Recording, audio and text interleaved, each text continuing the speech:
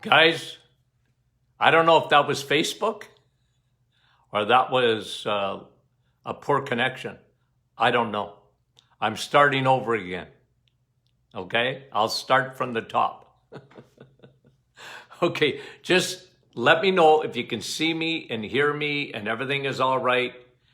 And I'm not going to say hello again, but I'm going to start over with the blood testing. I don't know what happened, guys. I really don't.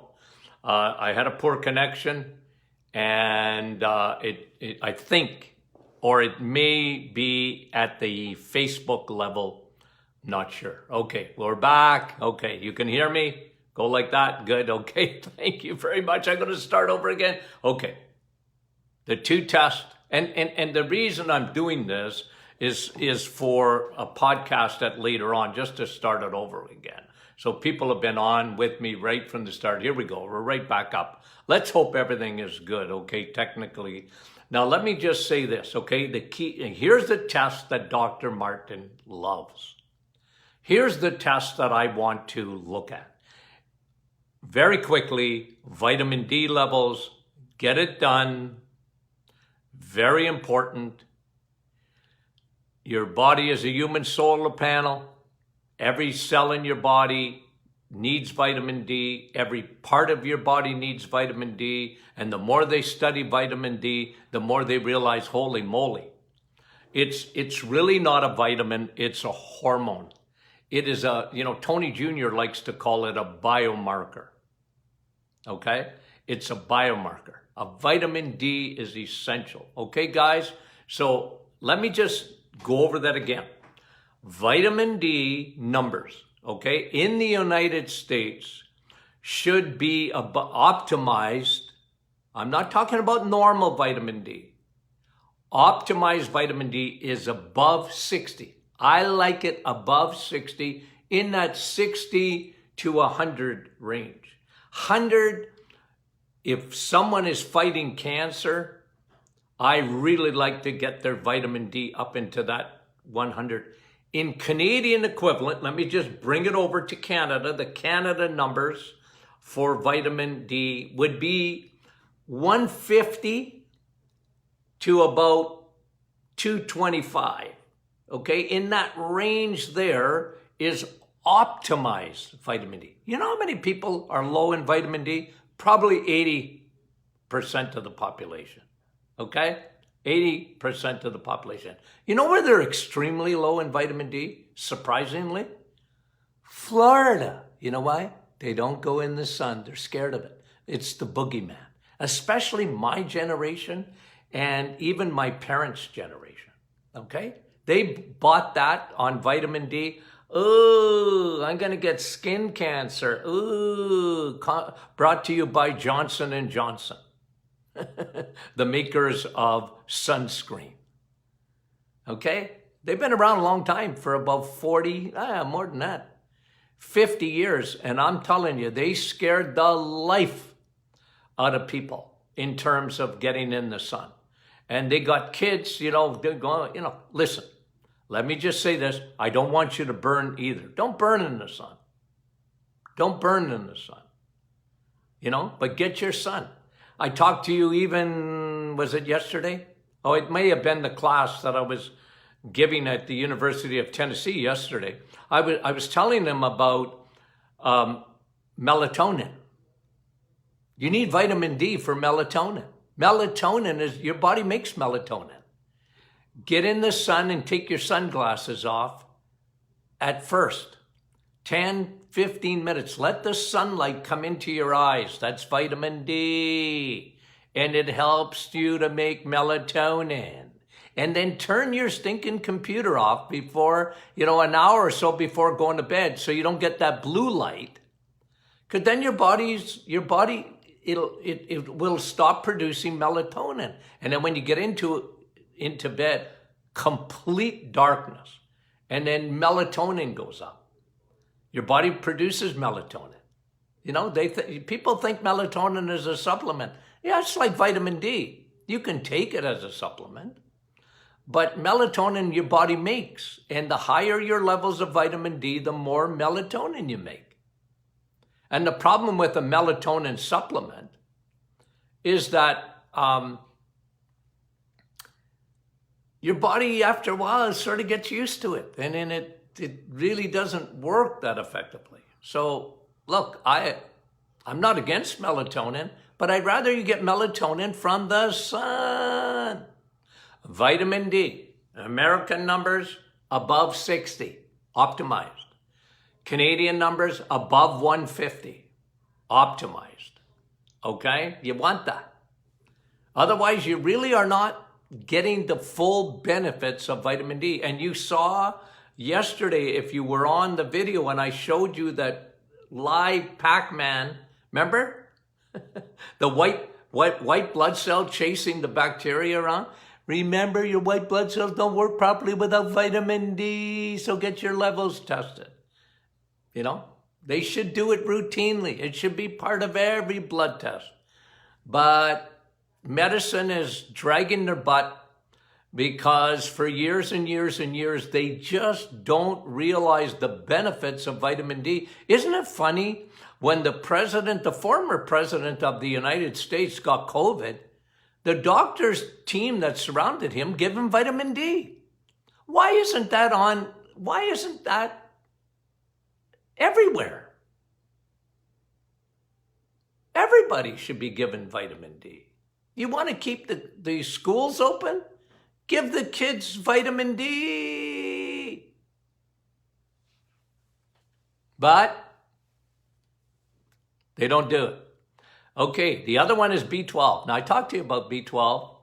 B12 is a finicky vitamin, large structure vitamin. A lot of people are deficient. Estimated that over 80% of the population do not have adequate levels of B12. Your brain don't work without B12. Your nerves don't work without B12. Okay? I'm going to talk to you about another test in a minute called homocysteine. And homocysteine will go up if your B12 isn't high enough. And I'll talk to you about that in a second. Your body, everything in your body, again, B12 is an essential vitamin. And by the way, B12 is only found in the red meat. It ain't even in chicken. And today, people are so extremely low in B12. Now, what numbers do I like? They have between 200 and about 600 in the blood test, okay? Those are what they call the ranges of B12, 225, I think it is. You want to get your B12 levels between 800 and 1200. That's what I like. Now it's optimized.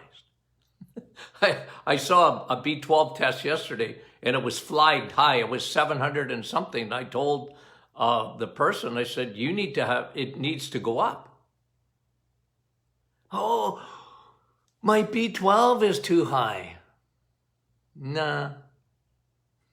It's a water-soluble vitamin. Your body knows what it needs. A lot of people are anemic and they have B12 deficiency anemia.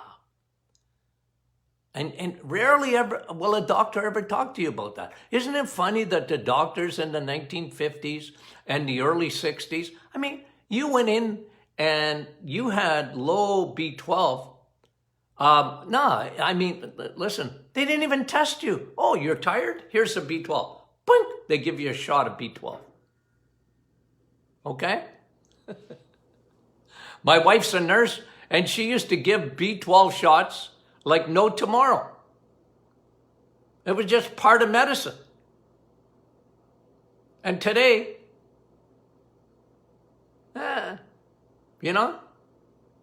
doctors don't know anything about B12 anymore. They don't talk about it. They don't understand it. It's not a medication. I hate to be negative, but that's true. They got, and people are walking around with extremely low levels of B12, which isn't good for them at all. Okay? Now, CRP, C-reactive protein. What's that? That is an inflammation test. C-reactive protein. Get it done. Sometimes with medicine, if you don't ask, you don't get. You need to ask. Okay? You need to ask. So, ask for a CRP. Okay? Now, the ranges are below 0, okay, to infinity. But here's how to read them. You want to be 0 or below, no inflammation in your body. Now remember, CRP, C-reactive protein, is silent. A lot of times when people think of inflammation, they think of pain. Yeah, maybe, but not always. You know what I think of inflammation. Inflammation is, it's not Houdini, first of all. It doesn't just show up. There's always a reason for it. Could be high insulin resistance, high circulating insulin. Could be leaky gut. It could be oxidative, free radical damage. It could be things like that will cause, autoimmune and whatever. But people don't realize that's an important test.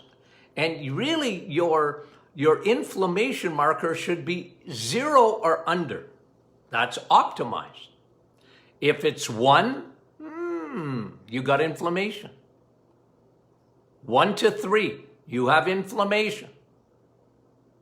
You need to start changing your diet and making sure you're on an anti-inflammatory diet. You know what that is? Eggs, meat, and cheese. Okay? So, but above 3, you're at serious risk. Inflammation is now destroying your, damaging your blood vessels. So first thing that happens with inflammation, it goes after blood vessels. So someone with diabetes, for example, they're going to get damage from their blood vessels, but they should get their CRP done, their C-reactive protein. Let me give you another test, okay? Triglycerides. I talk about this all the time. I talked about it earlier this week about metabolic syndrome. And one of the things you look for to find out if you're in that 88% of the population that is not well metabolically is called metabolic syndrome. Metabolic syndrome. If you have high triglycerides, okay? So in Canadian numbers, high triglycerides, really, especially in women, anything over 1. So in the United States, just put another, so if it's over 1 in Canada, it's 100. Anything over 100 in the United States for what? Triglyceride. Remember triglycerides, 3 fat balls. It's not cholesterol that's dangerous. It's triglycerides that are dangerous. And you make triglycerides when your liver, the suitcase, the Costco parking lot is full. When there's no more place to park sugar, your body empties the liver to some extent on its own by sending in fat balls out of your liver into the bloodstream. Extremely dangerous for many a thing. Myocardial infarction, you know what that is? Like a clot. Because you got fat balls going through your blood vessels. That's what triglycerides are. They're not good. They're not good.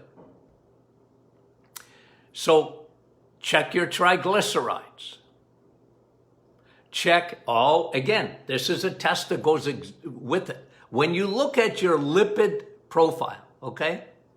When you look at a blood test, now if every time you get a blood test, make sure your doctor is doing a lipid profile.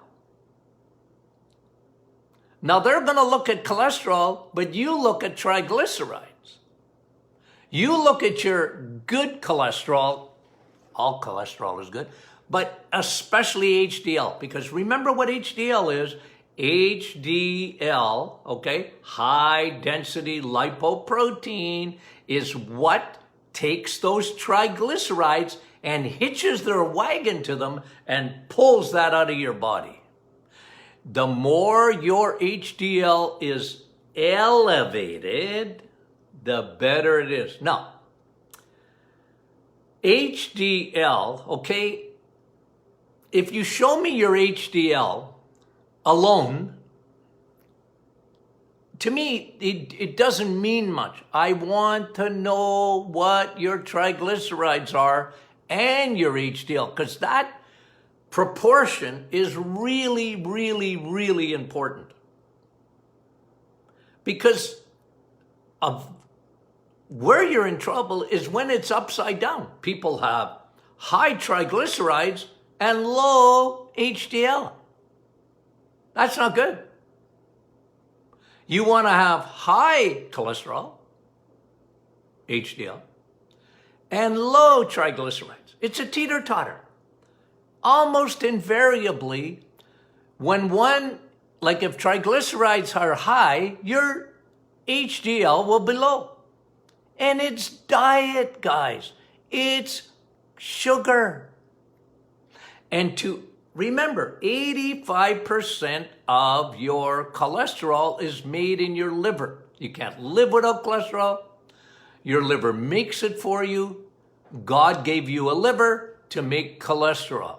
Oh, cholesterol is so bad for me. No, it's not. My generation and my parents' generation went like hook, line, and sinker. Cholesterol, like the sun, is bad for you. Cholesterol. Dr. Martin, I eat cereal every morning because it's got a heart on the box. Yeah, it's got a heart on the box because you know when you eat it, you're going to have a heart attack. Because it don't have cholesterol in it. Eat your bacon and eggs and leave the toast behind.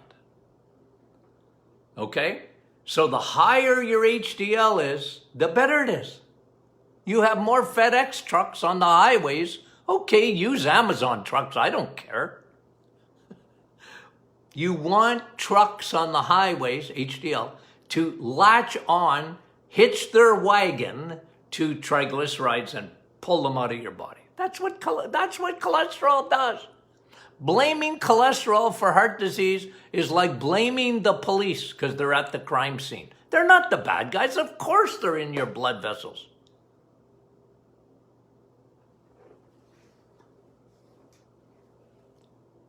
They're not the bad guys. Okay? So HDL. Okay, here's another one. Fibrinogen. Okay? Let's do fasting glucose first. Okay? Fasting glucose. If you get a fasting glucose test done, it's really important. Understand my training here, okay? So doctors are always looking at what is normal and what's abnormal, okay? But there's a lot in between that.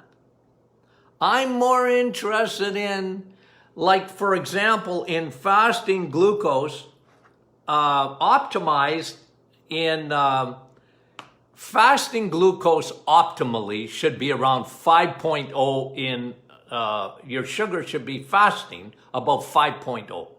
That's optimized. Now that's in Canada. That is equivalent to about 87 for my American friends.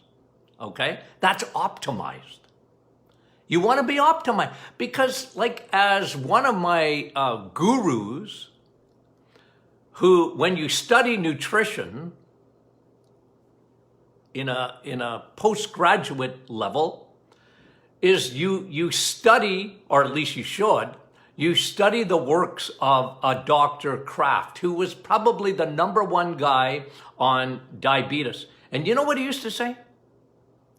He didn't like pre-diabetes. He said, no, if you're a pre-diabetic, you are a diabetic. Because his theory was, and he's right, is that your body is unbelievable. It will do everything it can to keep you away from diabetes. Because remember insulin, right? What's insulin's job? It sees sugar in your bloodstream and it says, you get the stink out of there. You ain't staying there, babe. You can't stay. You can't stay there. You can't park there. Okay? Traffic cop. You get your stinking car and move it. You're in a no parking zone. That's sugar, guys. And insulin will do its job. You out. I got to take you out of the bloodstream. That's how toxic sugar is. So ideally, you should be at about 5.0 fasting. I'm talking about fasting glucose. You know, an 8-hour, 12-hour fast, minimum. And then if you're 5.0, you're ideal, man. You're ideal. And 87, risky is anytime you get on fasting, 5.5 and higher in Canada, which would be 100 in the United States. If you got 100 for your fasting glucose in the United States, you're really now in trouble. You're on the Titanic, and you really are going to hit that iceberg. You need to turn that ship around. And most people are never told because those are normal numbers. They're in the normal range, but doesn't make it good. And then if you get into sixes, anything into a 6, you literally, in fasting, you're a diabetic. You're a diabetic. And in the United States, that's 110. Okay? So glucose, guys, when you get a fasting glucose test, and you get it, if you want to get averages, which is an A1C, I like looking at that too, because that'll give you an average, and there you better be under 5.5 on the average A1C. Oh, it's normal, doc. It's not normal. It's not normal. It's 5.6, 5.7. That's all right, isn't it? Nah, it's not. You're in trouble. Your body's trying to tell you, but you're not listening. Don't be like Linda. Listen, Linda, listen. Okay. Here's another test that I was going to talk to you about, fibrinogen. That's a clotting test. Okay? And again, I'll post these numbers after. Optimize, you should be at 235. You don't want to be above 235. And if you're at serious risk, if you're above 350, that's in, what is fibrinogen? It is a protein that is made in your liver, and it's part of your clotting factor. And you don't want to be clotting. One of the ways to keep that down is to drink water. It will lower your fibrinogen. Here's another test. Homocysteine. That is an amino acid. Okay? And as long as it's low, there's no issue. But if it gets high, it can be destructive to the heart, to the brain. High levels of homocysteine are not good. And you know what keeps homocysteine down? Vitamin S, steak. B12. If your homocysteine is high and very destructive to your brain, very destructive to your heart. You see how the importance of B12? But if your B12 is up, it takes your homocysteine down. Get that test done. The numbers will be posted after. It should be ideally, optimally under 8. Anything over 8, you're now at risk. And it usually means your B12 is low. So I talked to you about the tests that I like. The vitamin D, the B12, the C-reactive protein, your HDL and your triglycerides. Those are key. Because I'll tell you something. If your triglycerides are high, you know what? You got fatty liver. Now, I like looking at liver enzymes. You know, the doctor ordinarily will get that done. Get your liver enzymes tested for sure. But you know what? You know how you know your liver is getting gummed up with fat? Just look at your triglycerides or your HDL. It tells a big story. It's part of what we call metabolic syndrome, and 88% of the population have metabolic syndrome. 88. Only 12% are healthy metabolically. And remember, it's food. It's food. My name is Tony, and I'm a carboholic. It's food. Okay. So I'm going to post these, okay? I'll post that chart for you. And great. Now, tomorrow afternoon will be Thursday. Will not be tomorrow morning. It'll be tomorrow afternoon, okay? So at 4 p.m. Eastern, or is it daylight saving time? I don't know what to call it. 4 p.m. we are going to do the session tomorrow afternoon, okay? Friday is question and answer Friday, okay? If you haven't got a copy of our #1 bestseller, The Reset, get your copy today and get one for your friends. Makes a great gift. Makes a great gift. We appreciate all the support. Become a member of the Martin Clinic Facebook group, private group, very good group. You get a chance, say hello to Brandy today. Just had a baby number 2 for Brandy, okay, of our management team. Tremendous, okay? Love you guys. Talk to you soon.